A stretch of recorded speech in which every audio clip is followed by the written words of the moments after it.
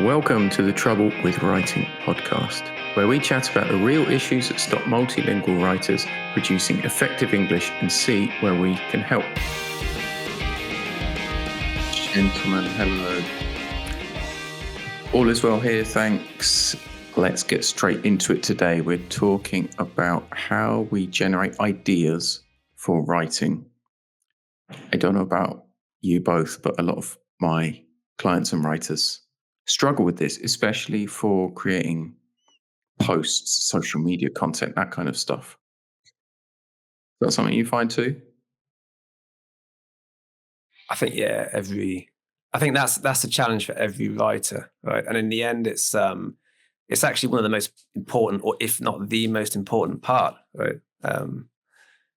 Because at the end of the day, if you haven't got anything important to say, then it's not going to sell, right? Or nobody's going to read it. Yeah, I mean, if you don't have confidence in your ideas as well, it's something that can stop you from writing. You can think, oh, well, why should I bother? Or I've got nothing original to say, when that's not really true for anyone. I mean, we've all got unique positions, valuable things to say, and nothing is really 100% original and unique. So just go for it and get generating those ideas.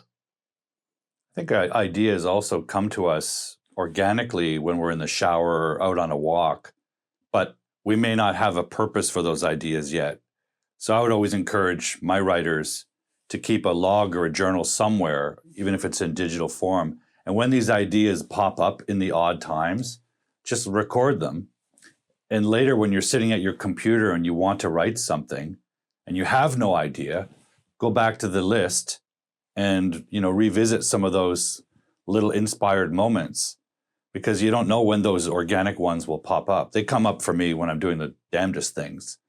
But in my case, working with academic writers, generally they either have an assignment that's been given to them with a clear topic or at least some kind of general subject matter, but not always. In university, for example, the professor might give you a variety of options or make it completely open to you based on a subject you've studied for 3 months.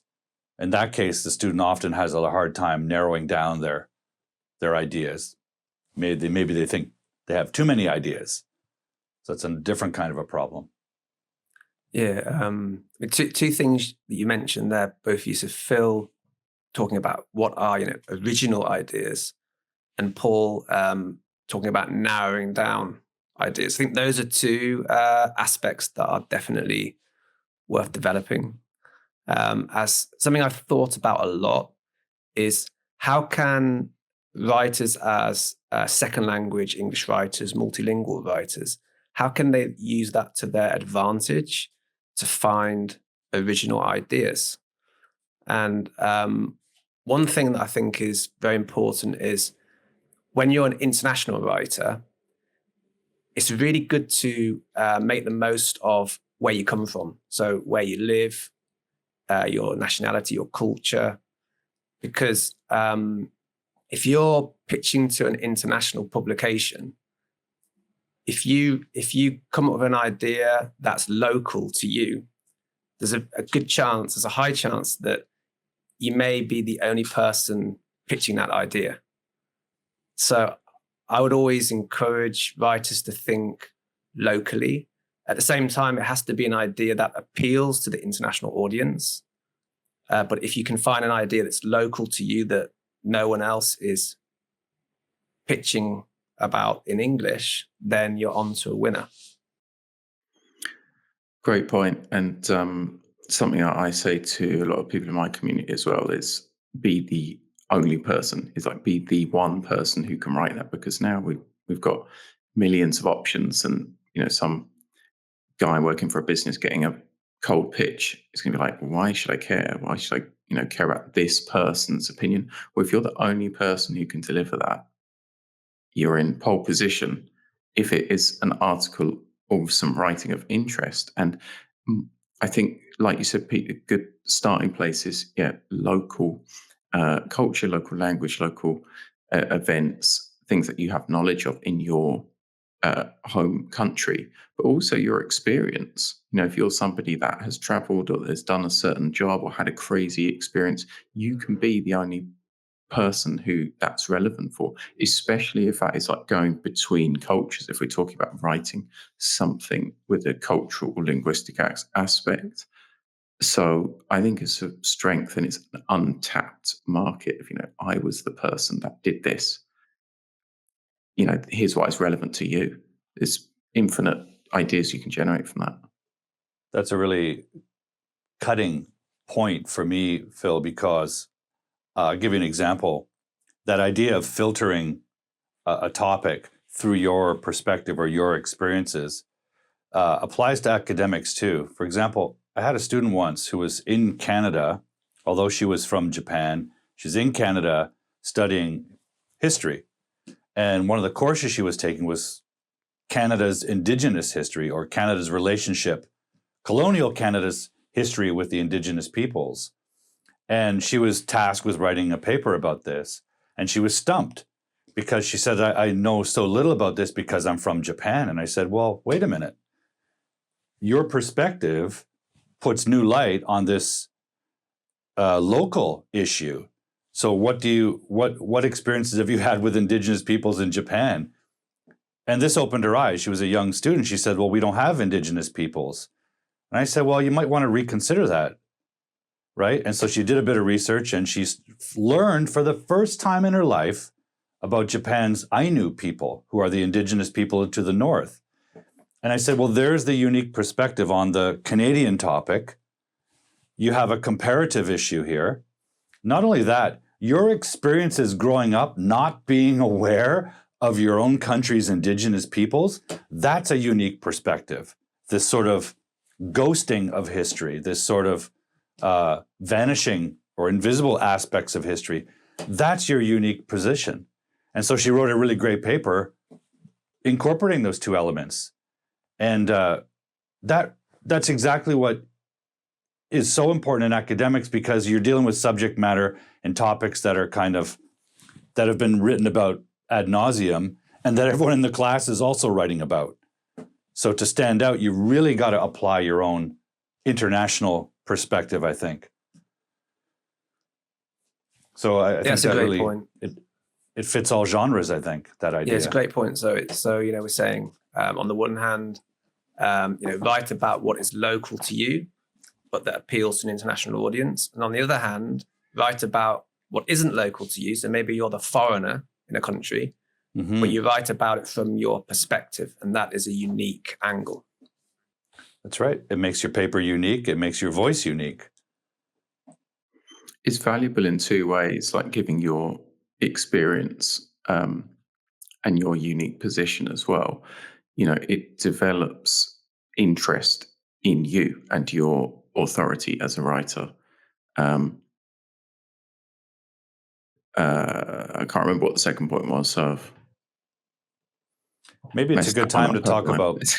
methods. Why don't we talk about methods? Methods of generating ideas. Yeah, and your point, Paul, about having an idea that is narrow enough. So what are methods for narrowing down ideas? What do you suggest, Pete? Or Phil? Well, just before Pete goes for it, I had a thought earlier about our chat about vocabulary and saying that we need a system to like recognize the words, record them, practice with them. I think Pete and I both preach that for vocab. It's kind of similar in a way with ideas. I mean, we chatted a little bit about generating ideas in the shower and when you go for a walk, and like where these kernels of an idea spring up, and you need to record them. You need this way, whether it's on voice notes, whether it's just making a note, just getting it down and having a space where you can let those ideas mature and come back to them at another time. I think that's important to do that kind of work before you start narrowing down, developing an idea. I mean, one problem is sometimes when a writer has an idea, but the idea is too broad. So when an idea is too broad, it doesn't sell, right? So, an editor's looking for a very clear, well-defined idea. And if you have something that's too broad, something worth thinking about is pre-writing strategies to narrow down that idea. So, one that I wanted to especially talk about, one that I use a lot with my students is it's called free writing. It's free writing and looping. I love that as a strategy also for second language English journalists or writers in general, because it also promotes thinking in English. It promotes fluency. It gets writers to stop worrying about the grammar, just to get their ideas on the page, just write non-stop. So basically, you start that way. You just write for 5-10 minutes non-stop, not worrying about sentence structure or punctuation or just like a stream of consciousness. And you start with a broad topic because that's what you've got, right? But you want to narrow it down. So after 5 or 10 minutes, you pause, you reread what you've written, and then you look for one idea, one concept that you're interested in developing. You highlight it, and then you use that as your prompt for the next free writing session of 5 to 10 minutes. So you do that until you feel like, right, I've got here a narrow, well-defined idea that I'm going to work with. That's interesting. That's almost like an expansive way to hone in on the topic that you're going to write about, and I think definitely useful for long form writing where you do need to have quite a clear premise and enough room to explore things in detail. I guess I would talk about a slightly different approach of getting ideas and trying them out in different boxes, different formats. I use something called the content matrix, and I extol the virtues of that to my clients. It can be a spreadsheet or a Notion sheet or whatever you want. Essentially, you can have a bunch of formats. They can be types of post, but more the way that you frame your idea. Like, is it a comparison? Is it a list? Is it a personal experience? Is it opinion? These different types of posts that you can make. And if you've got one idea that you're interested in exploring, let's say, attending a dance rehearsal, like that was the first time you did this dance rehearsal.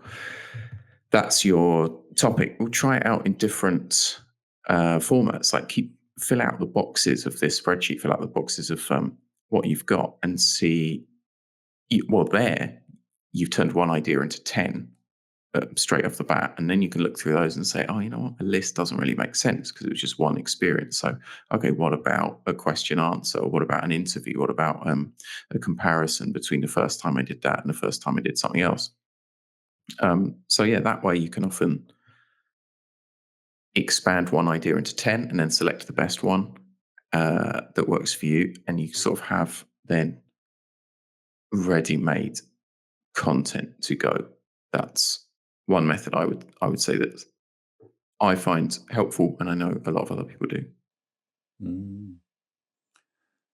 With my students who are dealing with academic topics, I think one of the challenges for them is they might view their topic, which could be an entire discipline, let's say history, as so broad and vast, they don't even know where to start. So let's say within history, you're taking a course in local history, colonial history. So you're dealing with a few hundred years worth of time frame. So that narrows your context. I kind of have two methods that work together For example, the classic brainstorm of like, thought bubbles. We might start there. But I think brainstorming is a skill that you have to practice because a lot of people will self-censor, and that defeats the purpose of it. So for example, what I'll do with brainstorming is students will write on paper, and I'll give them a time limit. And I'll just say, go. And, let's say the topic is history. And just start making the bubbles, right? Whatever comes to mind, and so on. But what I notice is this is really good when you have someone to give you feedback, because what might happen is something like this. What's good about this is that it's visual, and a coach or a teacher can look at it and say, well, you didn't have much to say about this direction. You didn't have much on your mind about that direction, but look what's happening over here. We've got a denser cluster. So maybe either you know a lot about that, or you have a lot of questions about that sort of thought cluster. And that might be a good starting point for the next stage, which what then I do is I have them brainstorm something similar to what Pete does, is just go with questions in that general thematic direction. And go with questions. Think of all the question words, right? Who, what, when, where, how, why, how, and generate as many questions as possible. And then with feedback from me, we can start looking at those questions and think, what would a reader want to know? Or is there a question in there that kind of requires all these other questions to be answered first to get to that answer? That could give you enough material for an entire paper. But those questions for me are a really key point. This is just to loosen up the mental constipation around a topic. But the questions actually give you a structure. Because, for example, if you end up focusing on the question of, how, well, then you know the structure of the paper that's going to come. It's going to be a process or a causal paper exploring the causes of why something happened or how it happened. So the question kind of leads naturally into outlining stages or research stages. And a lot of students don't know how to ask questions. It's fascinating to watch because what they'll do is they'll start, instead of asking questions, they'll start just making sentences with statement form, grammatical statement form. History is confusing, or history is complex, or the colonial history of Canada is problematic. Statements. And I would, kind of ask them to revise that and do it again and say, okay, we know that. What's your question about it? Well, why is it problematic? Well, let's start with that, because that's something you may not know. You may know from the course that the history of Canada is problematic, but now let's think about why that is. Oh, teacher, I don't know why. Well, there's your paper, because now you have to do the research. If you don't know why and you're interested in learning why, that's your entry point. So I find that combination of methods really, really powerful for getting them in the right direction. I mean, ultimately, one of the questions that your idea needs to generate is why. If it generates a so what, then nobody's going to care, and it's not an interesting idea to write about. So if you're not asking why is that, again, I'm thinking more with my content hat on here, with a sort of headline or a hook that you write. And if people are not saying why, then it's not interesting. I mean, I wrote something the other day about getting kicked out of two writing groups, and Love that it's one. maybe a little bit melodramatic, right? It wasn't a big deal, but I knew when I wrote that people are going to be screaming, "Oh, why? What happens?" Like, That's right. I didn't know that I wanted to read this, but now I do. You're And hooked. yeah, it performed very well. But that's ultimately, we need to be writing things that we want to know why, and readers want to know why as well. So always ask that question once you've got your idea and once you've started developing it. It's like, why should people care about this? And I guess that goes back to, if it does have your unique standpoint and that's valuable, then people will care about it. So go for that. Yeah. As a journalist, when you pitch to an editor, you have to answer that question. You have to say in your pitch, why is this valuable to the readers of your publication? So yeah, you have to really lead with that in the thought process when you're coming up with these ideas. What you said there, Phil, is also reminds me that for me, the best hook is not a question. It's a statement that generates a question in the reader's mind. So you're forming a psychological connection. They're hooked psychologically. When you say, I got kicked out of something, that's just a simple statement. But it generates this shocking question in their mind. Really? You, Phil? Writing coach, Phil? Why? And now they want to know, and they will read it for sure. So maybe these questions also lead us to the hook that'll generate the audience question. But yeah. I think that's interesting. Too, because I've been reading recently. I've been reading Lynchpin by Seth Godin, which is a good book for artists and creative people to read. And one of his opinions is that you have to want to create art for your own sake. You have to want to just make this and put it out into the world. But also, if you don't spare any thought for why this might be of value, why this idea might catch people's interest, then you shouldn't be doing it. So you have to sort of think of both aspects when you're generating an idea. It's something that you want to put out into the world, but spare a thought for the people who are going to be reading it. Why is it valuable? Like Pete said, you got to sell your idea to an editor. You got to sell your idea to a publisher or to a site or to an employer. So think about both of those things. Mm-hmm. Maybe that's a good topic for the next episode. Thinking of the value to the reader. Of course. Let's talk about that another time. Yeah, sounds good. Cheers. See you all.